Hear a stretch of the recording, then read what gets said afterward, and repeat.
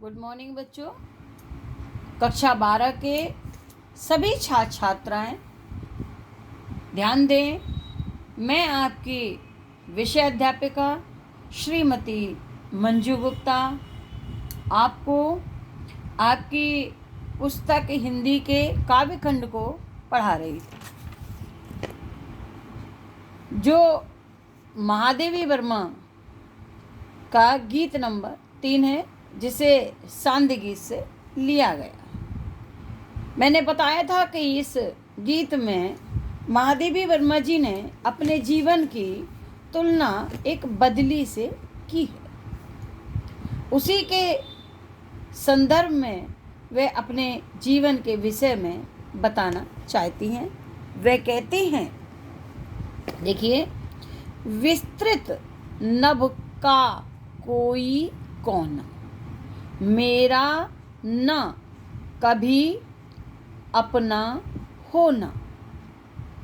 आगे वो कहती है, परिचय इतना, इतिहास यही, उमड़ी कल थी, मिट आज चली, मैं नीर भरी दुख की बदली। मैं महादेवी वर्मा जी कहती है, मेरा जीवन तो एक जल से भरी हुई बदली के समान है। जिस प्रकार से विस्तृत नभ का कोई कोना, जिस प्रकार से इस विशाल आकाश का कोई भी कोना उस बदली का नहीं होता, मेरा कभी अपना होना। जिस प्रकार महादेवी वर्मा जी बदली के संदर्भ में कहती हैं, बदली आकाश में रहती है, किंतु इस विशाल आकाश का कोई भी कोना उसका अपना नहीं होता, मेरा कभी न अपना होना। उसी प्रकार से महादेवी जी कहती हैं, उसी प्रकार से जिस प्रकार से बदली इस आकाश बदली में रहती है, उसका कोई भी कोना अपना नहीं होता है, उसी प्रकार महादेवी जी अपने जीवन के विषय में कहती हैं कि इस विशाल संसार का कोई भी भाग मेरा अपना नहीं। इस विशाल संसार का कोई भी भाग मेरा अपना नहीं है, जिसे मैं अपना कह सकूं। ऐसा इस विशाल संसार का कोई भी भाग नहीं है जिसे मैं अपना कह सकूं। ये अंडरलाइन है, इसकी व्याख्या करना। परिचय इतना, इतिहास यही, उमड़ी कल थी, मिट आज चली। महादेवी जी वर्मा जी कहती हैं कि जिस प्रकार बदली आकाश में रहती है, परंतु उस विशाल का आकाश का कोई भी कोना उसका अपना नहीं होता, वह इधर उधर भ्रमण करती है और भ्रमण करती हुई मिट जाती है। उसका केवल बदली का परिचय और उसका इतिहास केवल यही है कि अभी अभी तो वह आकाश में उमड़ी थी, अभी अभी तो वह आकाश में उमड़ी थी और अभी अभी देखते ही देखते वह मिट गई, समाप्त हो गई। अपने जीवन के संदर्भ में भी महादेवी वर्मा जी कहती हैं, इसी प्रकार महादेवी जी अपने जीवन के विषय में वर्णन करती हुई कहती हैं कि इस विस्तृत संसार का कोई भी भाग मेरा अपना नहीं है, मेरा तो केवल इतना ही परिचय और यही इतिहास है कि कल आई थी, आज जा रही हूँ, अर्थात कल इस संसार में मेरा आगमन हुआ था, आज मैं इस संसार से विदा हो रही हूँ। मैं नीर भरी दुख की बदली, मेरा जीवन तो जल से भरी हुई दुख की बदली के समान है। देखिए, अंडरलाइन की व्याख्या फिर कैसे लिखेंगे। अंडरलाइन की व्याख्या में पूरा महादेवी जी का जीवन का संदर्भ ले लेंगे।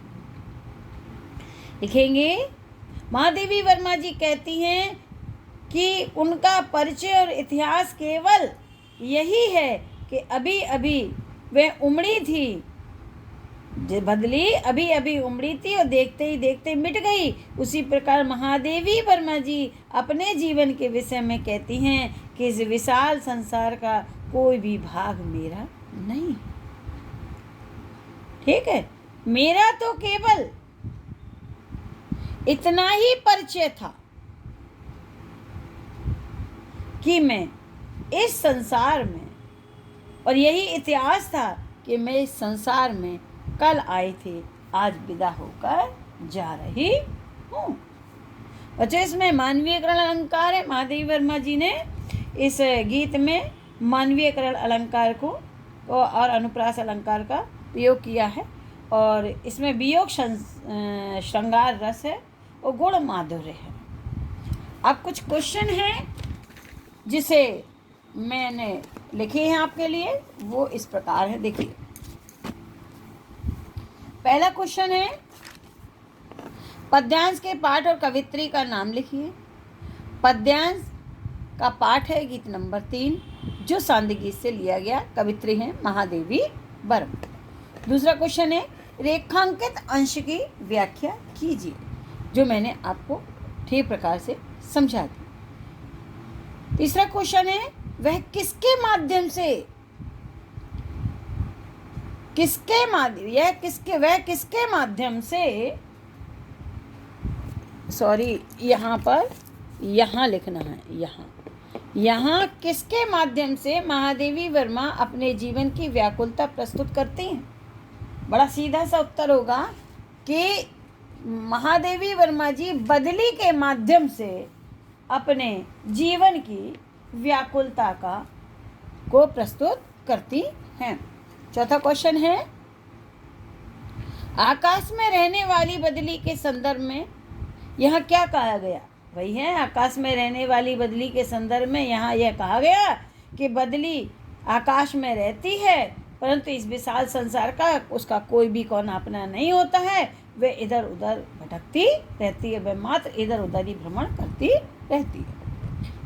फिर देखिए, काव्यांश के अंत में कवित्री अपना परिचय किस रूप में दे रही हैं। उत्तर है, काव्यांश के अंत में कवित्री अपना परिचय देती हुई कहती है कि विशाल संसार में कोई भी भाग मेरा अपना नहीं, मेरा तो इतना ही परिचय है, इतना ही इतिहास है कि कल मैं इस संसार में आई थी, आज इस संसार से जा रही हूँ। बच्चों, ये आपका जो गीत नंबर 3 है आज समाप्त हो गया। महादेवी वर्मा जी का चैप्टर भी समाप्त हो गया। आगे मैं आपको कल पढ़ाऊँगी, जो भी चैप्टर पढ़ाऊँगी उसके विषय में आपको बता दूँगी। बच्चों, मंडे से स्कूल खुल रहे हैं। आप अपने गार्जियंस का सहमति पत्र लेकर के विद्यालय आएँ तो आपकी सारी समस्याएं सॉल्व की जाएंगी। थोड़ा अपना सैनिटाइज़र लेके आएँ, अपना पानी की बोतल लेके आएँ, अपने भोजन लेके आएँ और मास्क लगा के ज़रूर आएँ। और जहाँ आपको बिठाला जाए, जहाँ आपकी जगह इंगित की जाए, वहीं बैठें। ये नहीं कि हम जल्दी आ गए थे तो हम बैठ गए थे, नहीं, अपनी जगह पर बैठें। जैसे परीक्षा में जगह निश्चित हो जाती है, ऐसे ही बैठें। फिर संख्या बढ़ेगी तो और क्लासें अलर्ट की जाएंगी। आप व्यवस्था में सहयोग दें, जिससे पढ़ाई भी हो सके और आपके स्वास्थ्य की रक्षा भी हो सके। Thank you.